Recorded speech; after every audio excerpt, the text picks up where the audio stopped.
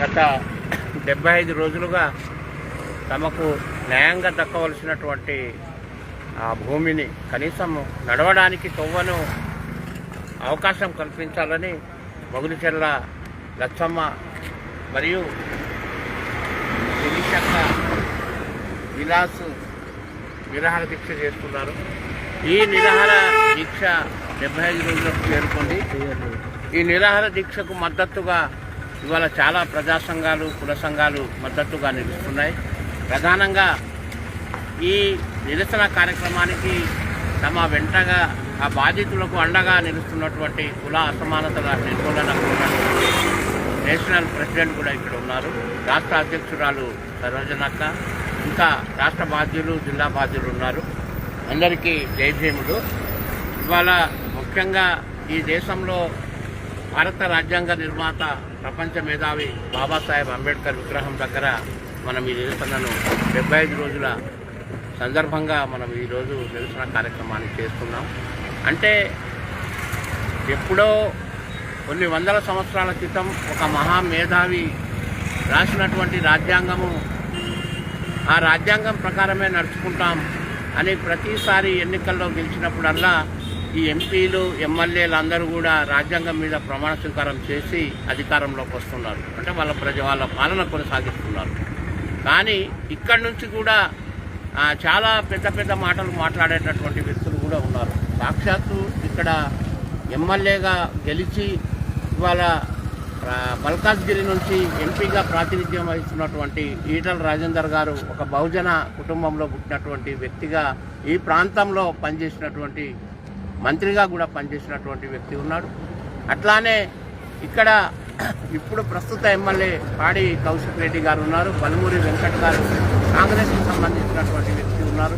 ఈ ప్రాంతంలో బహుజన మంత్రి పొన్నం ప్రభాకర్ గారు ఉన్నారు. ఇంకా చాలామంది ఉండంగా కూడా అంటే తెలంగాణ కోసము అహర్నిశలు పేదవాళ్ళు పోరాటం చేస్తే తెలంగాణ రాష్ట్రం వచ్చింది. పేదోళ్ళు చనిపోతే తెలంగాణ రాష్ట్రం వచ్చింది. ఎక్కడ కూడా బాగా డబ్బులున్న వాళ్ళు, బాగా ఆస్తులు ఉన్న వాళ్ళు ఈ పోరాటంలో పెద్దగా ఏం పాల్గొనలేదు, మద్దతుగా ఉన్నారు. కానీ పేదలు పోరాటం చేసి పేదల బిడ్డలు చచ్చిపోతే తెలంగాణ రాష్ట్రం వచ్చింది.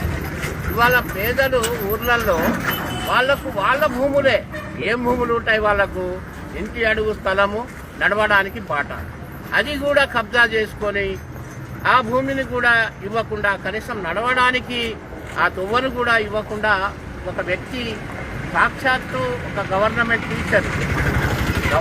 టీచరు మొగులిచెర్ల భిక్షపతి ఆ బాటను కూడా ఇవ్వకుండా, అంటే మొత్తం ఒక ప్రజాస్వామ్య వ్యవస్థలో ఇంతమంది ఉంటారు, అధికారులు ఉంటారు, ప్రజాప్రతినిధులు ఉంటారు, కార్యనిర్వాహక న్యాయశాఖ ఉంటుంది. అంటే ఇవన్నీ ఒక వ్యక్తికి దాసోహం అవుతున్నారా?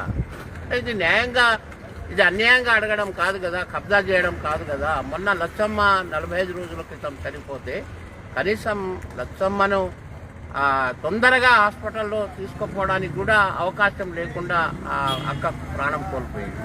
ఆ తోవే కనుక ఉండేది ఉంటే తొందరగా హాస్పిటల్ చేయవాళ్ళేమో, ఆ అమ్మ బతికేదేమో. కనీసం అమ్మను చనిపోయిన తర్వాత అంత్యక్రియలు చేయడానికి కూడా అక్కడి నుంచి తీసుకుపోవడానికి చాలా ఇబ్బంది పడ్డటువంటి సందర్భం. కాబట్టి ఇప్పటికైనా ఇక్కడ ఉన్నటువంటి పెద్ద మాట్లాడేటటువంటి ప్రజాప్రతినిధులు, అధికారులు, ముఖ్యంగా అధికారులు కూడా ఉంది కదా, అధికార వ్యవస్థ కూడా ఉంది కదా. సాక్షాత్తు ఈ హనంకొండ జిల్లా కలెక్టర్ ఒక మహిళా అధికారి ఉన్నారు, 2 మంత్రులు ఉన్నారు ఈ జిల్లా నుంచి, సీతక్క గారు, సురేఖ గారు ఉన్నారు. వాళ్ళందరూ ఒక తల్లి లాంటి లచ్చమ్మ చనిపోతే కనీసము స్పందించకపోవడం, ఇప్పటి వరకు ఈ సమస్యను తీర్చకపోవడం, అంటే ఇది ఒక చిన్న సమస్యలా కనబడుతుందా? ఒక ప్రాణం తిరిగి వస్తుందా? విలాస్కు నాయనమ్మ తిరిగి వస్తుందా? శిరీషకు అత్తమ్మ తిరిగి వస్తుందా? వాళ్ళ కుటుంబానికి అండగా ఉండేటట్టు పెద్ద మనిషి చనిపోతే వాళ్ళకు అండగా వాళ్ళను ఓదార్చే వ్యక్తులే లేకుండా పోయింది. అంటే ఇదంతా మనకు సంబంధించిన అంశాలే ఇవన్నీ. ఇవి వేరే ప్రజా సంఘాలకు ఇవాళ అయ్యో ఏంది తొవ్వ ఇస్తలేదంటే, తొవ్వ వెనుక ఎన్ని ప్రాణాలు బలిగొన్నారు. ఒక ప్రాణం పోయింది కదా, ఒక విలువైన ప్రాణం పోయింది కదా. కష్టపడి తమ రెక్కలు తమ చేతుల ద్వారా పనిచేస్తేనే డొక్క నిండేటటువంటి ఒక తల్లి ఇవాళ దూరం అయింది కదా, ఆ మానాదితోనే ఆ బాధతోనే చనిపోయింది కదా, అట్లా అర్థం చేసుకోవాల్సిన అవసరం ఉంది. ఈ 75 రోజులు ఒక నిరాహార దీక్ష ఒక కుటుంబం చేస్తే కనీసం అంతగా స్పందన ఇవాళ సంఘాల నుంచి లేకపోవడం శోచనీయం. ఇప్పటికైనా ఇక్కడ ఉండేటటువంటి ప్రజాప్రతినిధులు అధికారులు ఈ సమస్యను వెంటనే తీర్చవలసిన అవసరం ఉంది. ఒకవేళ తీర్చకపోతే ఎక్కడి దాకానైనా పోతాము, అది ఎంత దూరమైనా వెళ్తాము. ఈ సమస్యను సాధించుకుంటాం. పేద ప్రజలే సమస్యలను సాధించుకుంటారు, ఎవరో రావాల్సిన అవసరం లేదు.